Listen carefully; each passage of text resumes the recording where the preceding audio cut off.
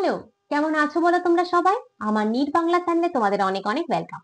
তোমাদেরকে তো আমি প্রমিস করেছিলাম যে তোমাদের নিটের সিলেবাসে যা রয়েছে এনসিইআরটির বায়োলজি, প্রত্যেকটা ইউনিট ধরে ধরে তার ইন্ট্রোডাকশন, প্রত্যেকটা চ্যাপ্টার ধরে ধরে তার সামারি এবং প্রত্যেকটা চ্যাপ্টারের বা ইউনিটের সায়েন্টিস্ট তাদের সম্পর্কে তোমাদেরকে আমি এনসিইআরটি হাইলাইট করে পড়িয়ে দেবো ইংলিশ এবং বাংলা দুটো ভাষায়। এবং বাংলায় প্রচুর ভুল আছে, সেগুলো আমি রোজ কারেক্ট করে দিই, তোমাদের সেটা দেখতে পাও। এবং অফকোর্স এর সাথে যে যে কোয়েশ্চেন হতে পারে এগুলোর জন্য, সেইটাও কিন্তু তোমাদেরকে আমি করিয়ে দিই। কারণ তুমি জানো যে নিটে এখন কিরকম কোয়েশ্চেন হয়, কোয়েশ্চেনের ধরন কিন্তু আমূল বদলে গেছে নিটে। তো সেই কোয়েশ্চেন গুলোর কথা মাথায় রেখে কিন্তু আমি কোয়েশ্চেন বানিয়ে এনে তোমাদের এখানে প্র্যাকটিস করাই, এবং ইংলিশ বাংলা দুটো ভাষায় কিন্তু আমি করাই। আমি কখনোই শুধু ইংলিশকে ফোকাস করি না, কারণ ইংলিশ মিডিয়ামের জন্য প্রচুর চ্যানেল রয়েছে, প্রচুর লোক রয়েছে যারা তাদেরকে হেল্প করে। কিন্তু বেচারা যারা বেঙ্গলি মিডিয়াম থেকে বিলং করো তাদের জন্য কিন্তু ভালো বইও ইনফ্যাক্ট মার্কেটে নেই। সেই জন্য কিন্তু তোমাদের জন্য আমি বাংলাতেও এমসিকিউ বানিয়ে আনি ইংলিশের সাথে সাথে, একদম নিট কোয়ালিটির এমসিকিউ। তো আজকে আমি তোমাদেরকে ইউনিট 2 যেটা রয়েছে তোমাদের, যেটা কিনা structural organisation in plants and animals, সেই যে ইউনিট 2টা ক্লাস 11 এর সেকেন্ড ইউনিট, যেখানে তোমরা তোমার morphology of flowering plants, anatomy of flowering plants, animal tissue, frog, cockroach, যে ইউনিটের মধ্যে এগুলো তোমরা পড়ো, সেই ইউনিটের ইন্ট্রোডাকশন পার্টটা আজকে আমি তোমাদেরকে পড়াবো। আর তুমি যদি আমার চ্যানেলে নতুন হয়ে থাকো, চ্যানেলটা সাবস্ক্রাইব করতে পারো। ভিডিওগুলো ভালো লাগলে লাইক কমেন্ট শেয়ার করতে একদম ভুলো না। তোমার নিট জার্নিতে তোমার সাথে আমি থাকবো কন্টিনিউয়াস। ওকে, এটা এনসিইআরটি থেকে নিয়ে এসেছি, দেখতেই পাচ্ছ। তো চলো শুরু করি। বলছে যে the description of the diverse forms of life on earth was made only by observation through naked eyes or later through magnifying lenses and microscopes. প্রথম দিকে খালি চোখে ও পরবর্তী সময় বিবর্ধক কাঁচ এবং অনুবীক্ষণ যন্ত্রের সাহায্যে পর্যবেক্ষণের মাধ্যমে শুধুমাত্র পৃথিবীতে উপস্থিত বৈচিত্র্যপূর্ণ বিভিন্ন ধরনের জীবের বর্ণনা করা হয়েছিল। এটার মানে দেখো, একেবারে আদিম সময়ে যখন থেকে আর কি বিজ্ঞানীরা বলতে পারো প্রয়োজন অনুভব করলেন যে আমাদের যে লিভিং অর্গানিজম গুলো রয়েছে, যে জীবিত প্রাণী রয়েছে, যে উদ্ভিদ রয়েছে, তাদের ডেসক্রিপশন দেওয়াটা খুব জরুরি, তাদের সম্পর্কে বর্ণনা করাটা খুব জরুরি। তো সেটা তখন তারা জেনারেলি কিভাবে করতেন, জেনারেলি তারা অবজারভেশনের ভিত্তিতেই করতেন, পর্যবেক্ষণের মাধ্যমে।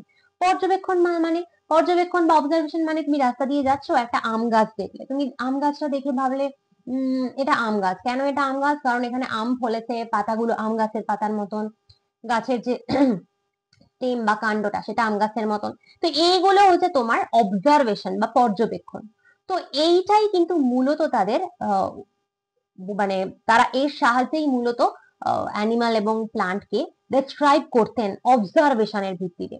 এবং খালি চোখে, নেকেড আইজ বা খালি চোখে আমরা যা দেখছি সেইভাবেই কিন্তু ওনারা মূলত ডেসক্রিপশন দিতেন। পরবর্তীকালে দেখা গেছে যে তোমার এর সাথে সাথে কিছু ম্যাগনিফাইং লেন্স ইউজ করা হয়েছিল, বিবর্ধক কাঁচ তুমি জানো, যেটা এরকম করে লাগালে ছোট জিনিসকে বড় দেখায়, এবং তারও পরে মাইক্রোস্কোপ আসে। এইসবের সাহায্যে কিন্তু আস্তে আস্তে বিজ্ঞানীরা বিভিন্ন প্রাণীর, উদ্ভিদের বৈশিষ্ট্য, তাদের ডেসক্রিপশন দেওয়া শুরু করলেন। This description is mainly of gross structural features, both external and internal. তো এটা ছিল মূলত জীবের বাহ্যিক ও আভ্যন্তরীণ স্থূল গঠনের বর্ণনা। দেখো, তুমি যখনই শুধুমাত্র চোখে দেখে বা বড় জোর মাইক্রোস্কোপ ইউজ করছো, তখন তুমি কত দূর আর ইনফরমেশন পাবে? তুমি বাইরেটা দেখতে পাচ্ছ, এই যে তোমাকে বললাম আম গাছের পাতা এরকম দেখতে, গুড়িটা এরকম দেখতে, কাণ্ডটা এরকম দেখতে, ফুলগুলো এরকম দেখতে, আমের পল্লব এসছে বা আম ফলটা এরকম দেখতে, এগুলো সবই এক্সটার্নাল ফিচার, বাহ্যিক বৈশিষ্ট্য। ইন্টারনালও কিছু কিছু তুমি দেখতে পারো, যেমন যেহেতু মাইক্রোস্কোপ চলে এসেছে, তো মাইক্রোস্কোপের সাহায্যে তুমি জানো যে টিস্যু দেখা যায়। তো তুমি একটা পাতা নিলে, পাতাটাকে তুমি মাইক্রোস্কোপের তলায় রেখে সেটাকে তুমি ডিসেক্ট করে সেটাকে তুমি দেখলে তার ভেতরে কি কি টিস্যু রয়েছে, কি কি কলা রয়েছে। তো বড়জোর এই অবধি কিন্তু তুমি জানতে পারো, এর বেশি বেশি খুব বেশি ইনফরমেশন কিন্তু জানা সম্ভব ছিল না, কারণ তখনও কিন্তু অনেক বেশি যন্ত্রপাতি বা ল্যাবরেটরি আবিষ্কার হয়নি। তো in addition, observable and perceivable living phenomena were also recorded as part of this description. তো এছাড়া পর্যবেক্ষণমূলক এবং উপলব্ধিমূলক জীবজ ঘটনাগুলো এই বর্ণনার অংশ হিসেবে নথিভুক্ত করা হয়েছিল। তো ওই যে ডেসক্রিপশন বানানো হতো তার মধ্যে কি কি পর্যবেক্ষণ করছি, কি কি অবজার্ভ করছেন তারা, সেগুলো লিখতো। এবং তার সাথে কি কি পার্সিয়েবল মানে হচ্ছে কি বলতো, মানে উপলব্ধি, মানে আমার দেখে কি মনে হচ্ছে। আমি একটা প্রাণীকে দেখলাম, দেখলাম যে তার দুটো কান আছে, দুটো নাক আছে, দুটো চোখ আছে, দুটো মুখ আছে, দুটো ঠোঁট আছে, এটসেট্রা এটসেট্রা। তো সেটা দেখে আমার কি মনে হলো, এটা কি হতে পারে। তো এই যে আমার একটা ধারণা, এটা একটা উপলব্ধি, তো সেই ক্যারেক্টার গুলোকেও ওনারা লিখে রাখতেন। Before experimental biology, or more specifically physiology, was established as a part of biology, naturalists described only biology. Very important point. পরীক্ষামূলক জীববিদ্যা বা আরো নির্দিষ্টভাবে বলতে গেলে শারীরবিদ্যা জীববিদ্যার অংশ হিসেবে বিবেচিত হওয়ার আগে প্রকৃতিবিদরা শুধুমাত্র জীববিদ্যা নিয়ে আলোচনা করেছেন। মানে কি, মানে তখনও কিন্তু মানুষের ফিজিওলজি সম্পর্কে জানা যায়নি, শারীরবিদ্যা জানা যায়নি। মানুষের ফিজিওলজি, তোমার ভেতরে কি কি চলছে, তোমার ভেতরে তুমি যে খাবারটা খাচ্ছ সেটার আলটিমেট পরিণতি কি। এখন তো তুমি খুব বলছো ম্যাম খাবার খাচ্ছি তাতে গ্লুকোজ আছে, তার থেকে এটিপি তৈরি হয়েছে, আমরা শক্তি পাচ্ছি। এগুলো তো সম্ভব ছিল না তখন বোঝা, না? খালি চোখে দেখে বা বড়জোর মাইক্রোস্কোপের সাহায্যে তুমি কতদূর জানতে পারবে। তো এই ফিজিওলজি বা এক্সপেরিমেন্টাল বায়োলজি, যেগুলো কিনা পরীক্ষামূলক ভাবে বুঝতে হয়, সেইগুলো কিন্তু তখনও কিছুই জানা যায়নি। শুধুমাত্র ওপরে ওপরে চোখে দেখে বা বড়জোর মাইক্রোস্কোপের সাহায্যে যেটুকু বুঝতে পারতেন তারা, সেইটুকুই কিন্তু ডেসক্রাইব করে রাখতেন। Hence, biology remained as a natural history for a long time. তাই দীর্ঘকাল ধরে জীববিদ্যা প্রাকৃতিক ইতিহাস হিসেবেই পরিচিত ছিল। ন্যাচারাল হিস্ট্রি বা প্রাকৃতিক পরিবেশ, কেন? কারণ তুমি তো তার ভেতরে যাওইনি, তুমি তো গভীরে যাওনি, তাই না? বায়োলজির গভীরে যাওয়াই হয়নি। ওপরে ওপরে মোটামুটি নেচারে আমরা কি দেখতে পাচ্ছি সেই টুকুটুকুই কিন্তু জানা যায়। The description by itself was amazing in terms of detail. জীবের গঠন সংক্রান্ত যে কোনো বিস্তৃত বর্ণনাই চমকপ্রদ ছিল, তাই না? তুমি একটা জীবকে সম্পর্কে তুমি ডেসক্রাইব করছো, সেটা কিন্তু অ্যামেজিং, অসাধারণ লাগবে সেগুলো তোমার পড়তে বা শুনতে। ওকে, নেক্সট হচ্ছে, while the initial reaction of a student could be boredom, one should keep in mind that the detailed description was utilized in the later day reductionist biology, where living processes drew more attention from scientists than the description of life forms and their structure. যদিও এই বিস্তৃত আলোচনা প্রথম দিকে শিক্ষার্থীদের একঘেয়ে লাগতে পারে, তবে এটাও মনে রাখা দরকার যে পরবর্তী সময়ে রিডাকশনিস্ট বায়োলজিতে এই বিস্তৃত আলোচনাটি সেখানেই ব্যবহৃত হয়েছিল যেখানে বিভিন্ন জীবের বর্ণনা ও গঠনের তুলনায় জীবের প্রক্রিয়াগুলোকে বিজ্ঞানীদের অধিক মাত্রায় মনোযোগ আকর্ষণ করেছে। এটা মানে দেখো, এনসিআরটিও বুঝে গেছে যে তোমাদের কোথায় বোর ফিল হয়। এই যে শুনছো লেকচারটা, তোমার বোর লাগছে, ভালো লাগছে না, বোরিং, দূর। তো এনসিআরটিও সেটা মেনে নিচ্ছে। হ্যাঁ, হতে পারে যে ইনিশিয়াল রিয়াকশন, প্রথমেই যে তোমার একটা রিয়াকশন হবে, এটাতে বোর লাগবে, হতেই পারে সেটা। কিন্তু তোমাকে এটা মনে রাখতে হবে যে ডিটেইলড ডেসক্রিপশন একটা কিছুর প্রাণীর সম্পর্কে বা একটা উদ্ভিদ সম্পর্কে যে তুমি ডিটেইলে জানছো, ডিটেইলে তার সম্পর্কে তুমি জানছো, সেটা কিন্তু পরবর্তীকালে রিডাকশনিস্ট বায়োলজিতে ইউজ হয়েছে। এবার এই রিডাকশনিস্ট বায়োলজি কি? এই রিডাকশনিস্ট বায়োলজি নিয়ে এবারে চরম কাণ্ড হয়ে গেছে, তোমরা অনেকেই জানো সেটা। 2025 সালে রিডাকশনিস্ট বায়োলজি থেকে একটা কোয়েশ্চেন দিয়ে দিয়েছিল, যেটা কিন্তু কোনো চ্যাপ্টারের মধ্যে নেই, এরকমই একটা ইউনিটের ইন্ট্রোডাকশনে আছে। তো সেটা ডিটেলে রয়েছে তোমাদের এর পরে, আমি তখন পড়াবো। আজকে আমি রিডাকশনিস্ট বায়োলজি নিয়ে বেশি কথা বলবো না, কারণ নেক্সট দিনই এটা তুমি পাবে। তবে আজকে তোমাকে শুধু এটা বলে দিচ্ছি, রিডাকশনিস্ট বায়োলজি হচ্ছে বায়োলজিরই একটা শাখা বা একটা ব্রাঞ্চ। সেইখানের জন্য কিন্তু সেই সাবজেক্টটা নিয়ে এগোনোর জন্য, পড়াশোনা করার জন্য কিন্তু তোমাকে ডিটেল ডেসক্রিপশন জানতেই হবে। বা সব থেকে বড় মোদ্দা কথা হলো এটাই যে তুমি যদি একটা লিভিং অর্গানিজমের ডেসক্রিপশন নাই জানো, তুমি যদি একটা জীবের সম্পর্কে ভালো করে নাই জানো, তাহলে তুমি তার ডিপে কি করে যাবে, তাই না? প্রথমেই কি তুমি একটা জিনিসের ডিএনএ আরএনএ প্রোটিন নিয়ে আলোচনা করতে চলে যাবে, বা তার মধ্যে কি কি ফিজিওলজিক্যাল চেঞ্জেস হচ্ছে প্রথমেই তুমি সেটাতে চলে যাবে? আগে তো তোমার তার সম্পর্কে বুঝতে হবে, তার বাইরেটা কিরকম হয়, তার এক্সটার্নাল ফিচার্স কি কি আছে।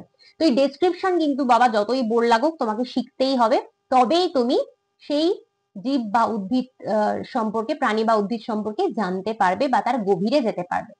Hence, this description became meaningful and helpful in framing research questions in physiology or evolutionary biology. যেটা তোমাকে বললাম, সুতরাং জীবের এই গঠন সংক্রান্ত বর্ণনা শারীরবিদ্যা ও বিবর্তনমূলক জীববিদ্যার গবেষণার ক্ষেত্রে সহায়ক ও অর্থবহ। তার মানে হচ্ছে তোমাকে ডেসক্রিপশন বাবু জানতেই হবে, যতই তুমি বোর হও না কেন, তবেই কিন্তু তুমি সেই প্রাণীটার ফিজিওলজি সম্পর্কে জানতে পারবে, তার এভলিউশনারি বায়োলজি বা তার বিবর্তন কিভাবে হয়েছিল, কার থেকে সে আসে। তুমি যদি তার ডেসক্রিপশনই না জানো, তার সম্পর্কে নাই জানো, তাহলে সে কার থেকে এসেছে তুমি জানবে কি করে? আমরা যে হনুমান বানরের ডিসেন্ডেন্ট সেটা আমরা জানবো কি করে, তাই না? আগে তো তোমাকে তার সম্পর্কে জানতে হবে। যতই ভুল লাগুক তোমাকে ডেসক্রিপশন জানতেই হবে। In the following chapters of this unit, the structural organization of plants and animals, including the structural basis of physiological or behavioral phenomena, is described. আচ্ছা, বলছে যে এই এককের অন্তর্গত অধ্যায়গুলোতে শারীরবৃত্তীয় ও আচরণগত ঘটনার বিষয়ে গঠনগত ভিত্তি সহ উদ্ভিদ ও প্রাণী সাংগঠনিক অঙ্গসংস্থান বর্ণনা করা হয়েছে। হ্যাঁ, বেসিক্যালি বলেছে যে এই ইউনিটের আন্ডারে যে চ্যাপ্টার গুলো আছে তুমি সেখানে কি শিখবে, সেখানে তুমি এটাই শিখবে যে প্লান্টের অ্যানাটমি শিখবে, প্লান্টের ফিজিওলজি শিখবে, প্লান্টের ফিজিওলজি এখানে নেই, প্লান্টের মরফোলজি, মানে বাইরে থেকে তুমি প্লান্টকে দেখছো কিভাবে, প্লান্টের ভেতরে কি রয়েছে, অ্যানিমেলের বাইরে থেকে কি দেখছো তার ভেতরে কি রয়েছে, এগুলো তুমি জানতে পারবে। For convenience, this description of morphological and anatomical features is presented separately for plants and animals. তো বেসিক্যালি শিক্ষার্থীদের যাতে বুঝতে সুবিধা হয় সেজন্য উদ্ভিদ ও প্রাণীর অঙ্গসংস্থানিক ও শারীরস্থানিক বৈশিষ্ট্যসমূহ পৃথকভাবে আলোচনা করা হয়েছে, যাতে তোমরা কনফিউজ না হয়ে যাও। তাও প্লান্টের চ্যাপ্টার আলাদা রয়েছে, অ্যানিমালের চ্যাপ্টার আলাদা রয়েছে, প্লান্টেও আবার দেখবে মরফোলজি আলাদা করে দিয়েছে, অ্যানাটমি আলাদা করে দিয়েছে। তো এইভাবে করেছে যাতে তোমাদের বুঝতে সুবিধা হয়, কারণ এই ইউনিটের পরেই কিন্তু তোমার প্রথম চ্যাপ্টারই থাকবে চ্যাপ্টার 5, ক্লাস 11 এর chapter 5 morphology of flowering plants, তারপরে থাকবে chapter 6 anatomy of flowering plants, আর তারপরে থাকবে চ্যাপ্টার 7 যেখানে থাকবে অ্যানিমাল টিস্যুস, যেখানে ফ্রগ এবং ককরোচ তুমি পাবে। এবার এখান থেকে দুটো প্রশ্ন আমি তোমাদের জন্য করে এনেছি, নিটে যেরকম প্রশ্ন হয় সেই রকম ভাবে তুমি এখানে দেখে নাও। The description of the diverse forms of life on Earth was made, পৃথিবীতে উপস্থিত বৈচিত্র্যপূর্ণ বিভিন্ন ধরনের জীবের বর্ণনা করা হয়েছিল বাই অবজারভেশন, পর্যবেক্ষণের মাধ্যমে। হ্যাঁ, তুমি তো জানো যে সবার আগে আমরা অবজার্ভ করতাম, পর্যবেক্ষণ করতাম। থ্রু নেকেড আইজ, খালি চোখে, হ্যাঁ তাও ঠিক, খালি চোখেও দেখা হতো। থ্রু ম্যাগনিফাইং লেন্সেস, বিবর্ধক কাঁচের সাহায্যে, হ্যাঁ তাও দেখা হতো। থ্রু মাইক্রোস্কোপ, অনুবীক্ষণ যন্ত্রের সাহায্যে, হ্যাঁ তাও হতো। তাহলে which one of the following is true? তো চারটেই তো আমরা দেখছি ট্রু, সবকটাই তো ইউজ করা হতো, তাহলে অল অফ দ্য অ্যাবাভ হবে ওপরের সবকটি। তাহলে তোমাকে দেবো আনসার হচ্ছে তোমার ডি, তাই তো? আনসার হচ্ছে তাহলে তোমার এখানে D, all of the above. Okay, যারা ইউটিউব বা অন্য কোথাও থেকে আমাকে দেখছো তোমরা এগুলো স্ক্রিনশট নিতে পারো, তোমাদের এটা প্রচুর হেল্প করবে, এই কোয়েশ্চেন গুলো তোমাদের প্র্যাকটিস করতে হেল্প করবে। আর যারা আমার পেড ব্যাচে রয়েছে তাদের কোনো অসুবিধা নেই, তাদের স্ক্রিনশট নিতে হবে না, তারা সবকিছুর পিপিটি পেয়ে যাবে। ওকে, নেক্সট কোয়েশ্চেন, একটা অ্যাসারশন রিজন বেসড কোয়েশ্চেন এনেছি। তোমার অ্যাসারশন রিজন বেসড কোয়েশ্চেন প্রচন্ড আসে নিচে, এবং তোমরা এগুলো প্রচন্ড ভাবে ছড়াও কারণ তোমাদের বুঝতে অসুবিধা হয়। তো চলো দেখা যাক। বলছে description became meaningful and helpful in framing research questions in physiology or evolutionary biology. গঠন সংক্রান্ত বর্ণনা শারীরবিদ্যা ও বিবর্তনমূলক জীববিদ্যার গবেষণার ক্ষেত্রে সহায়ক ও অর্থবহ। ট্রু না false? Of course true, of course true. আমি এতক্ষণ তোমাকে সেটাই পড়লাম যে তোমাকে ডেসক্রিপশন জানতেই হবে, তোমাকে গঠন সংক্রান্ত বর্ণনা জানতেই হবে, তবেই সেটা তোমাকে কিন্তু ফিজিওলজি এবং ইভলিউশনারি বায়োলজিতে সেটা তোমাকে হেল্প করবে, তাই না? নেক্সট রিজন বলেছে detailed description was utilised in the latter day reductionist biology. বিস্তৃত বর্ণনা পরবর্তী সময়ে রিডাকশনিস্ট বায়োলজিতে ব্যবহৃত হয়েছিল। ট্রু না ফলস? অফকোর্স ট্রু, কারণ আমরা দেখলাম যে ডেসক্রিপশন দরকার, ডেসক্রিপশন থাকলে তবেই কিন্তু ভবিষ্যৎকালে রিডাকশনিস্ট বায়োলজি নিয়ে পড়াশোনা করা যায়, রিডাকশনিস্ট বায়োলজিতে কিন্তু ডেসক্রিপশনটাই হেল্প করে। দুটোই true. Assertion reason based question কিভাবে সলভ করতে হয় তোমাদের বলেছি। সব সময় অ্যাসারশনের পরে একটা বিকজ লাগিয়ে দেখবে, বিকজ বা কারণ লাগিয়ে দেখবে যে দুটো সেন্টেন্সকে লিংক করা যাচ্ছে না। তাহলে আমি দেখি লাগিয়ে। তো ডেসক্রিপশন কিন্তু বলছে যে এটা একটা মিনিংফুল এবং হেল্পফুল, অবশ্যই। কেন না, তার জন্যই কিন্তু এটার জন্য আমরা ফিজিওলজি অথবা এভলিউশনারি বায়োলজি জানতে পারি, কারণ ডিটেইল ডেসক্রিপশন কিন্তু ভবিষ্যৎকালে রিডাকশনিস্ট বায়োলজিতে সাহায্য করেছিল। ইয়েস, দুটোকে আমরা একসাথে লাগাতে পারছি, তাই না? কারণ ডেসক্রিপশন কেন ইম্পর্টেন্ট? কারণ ডেসক্রিপশন থাকলে তবেই কিন্তু আমরা ভবিষ্যৎকালে রিডাকশনিস্ট বায়োলজি নিয়ে এগোতে পারি। তাহলে হবে A and R both R correct and R is the correct explanation of A. A এবং আর উভয়ই সঠিক এবং আর এর সঠিক ও যথাযথ ব্যাখ্যা। তাহলে আনসার হচ্ছে এ। ওকে, তো আমি দুটো কোয়েশ্চেনই এনেছিলাম এইটুকু। তোমরা যদি মনে করো যারা বেঙ্গলি মিডিয়ামে রয়েছো যে ম্যাম আমরা ভালো প্রশ্ন প্র্যাকটিস করতে পারছি না, আমরা আপনার পেইড ব্যাচ এনরোল করতে চাই, এনরোল করতে পারো। তবে আমার ব্যাচ কিন্তু ইংলিশ মিডিয়াম বেঙ্গলি মিডিয়াম দুটো রকমের স্টুডেন্টের জন্যই। আমি স্পেসিফিক্যালি সবসময় বেঙ্গলি মিডিয়াম কথাটা এই কারণে বলি, কারণ বেঙ্গলি মিডিয়ামের যারা রয়েছে তারা কোথাও কিছু মেটেরিয়াল পাও না, সেই জন্য। ইংলিশ মিডিয়ামের জন্য তো আমার কাছে সবকিছু রয়েছে, সবার কাছেই সবকিছু রয়েছে। বেঙ্গলি মিডিয়ামের জন্য স্পেসিফিক্যালি আমি এই জন্য সবসময় মেনশন করি। তো তুমি যদি আমার পেড ব্যাচ এনরোল করতে চাও নিট 2026-2027 অনলাইন বায়োলজির জন্য, করতে পারো। আমি আমার ব্যাচের ডিটেলস তোমাকে এখানে একবার দিয়ে দিচ্ছি। এবারে তোমাকে আমি বলবো যারা তোমরা নিট 2026 এবং নিট 2027 দিচ্ছ এবং আমার biology online paid batch enrol করতে চাইছো, তারা এনরোল করতে পারো। খুব তাড়াতাড়ি এনরোল করে নাও।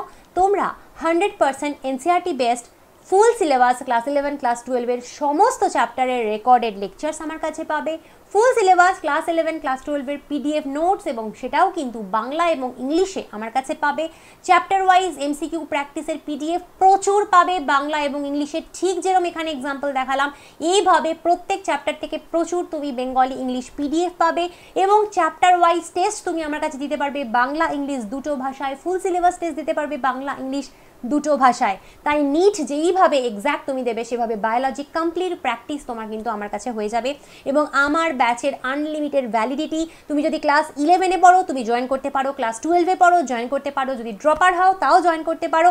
যতদিন না নিট তুমি পাচ্ছ ততদিন তোমাকে আর কোনো দিন কোনো টাকা পয়সা দিতে হবে না, ততদিন তোমার সাথে আমি আছি, ততদিন আমার কোর্স তোমার সাথে আছে। এটার আনলিমিটেড ভ্যালিডিটি। একবারই শুধুমাত্র জয়েন করার সময় তোমার আমাকে দিতে হবে ₹1000 1000 টাকা তোমার আমাকে দিতে হবে একবারই জয়েন করার সময়। তারপর থেকে এটার আনলিমিটেড ভ্যালিডিটি, আর কোনো দিন কোনো এক্সট্রা টাকা পয়সা তোমার কাছে চার্জ করা হবে না। যতদিন না নিট পাচ্ছ ওই 1000 টাকাতেই এভরিথিং তোমার হয়ে যাবে। যদি এনরোল করতে চাও 9019765145 এই নাম্বারে তুমি হোয়াটসঅ্যাপ করতে পারো। হোয়াটসঅ্যাপ করে তুমি ডেফিনেটলি নিট কোর্সে এনরোল করতে পারো। চলো আজকে আসছি, পরের দিন অন্য কোনো ভিডিও নিয়ে আসবো।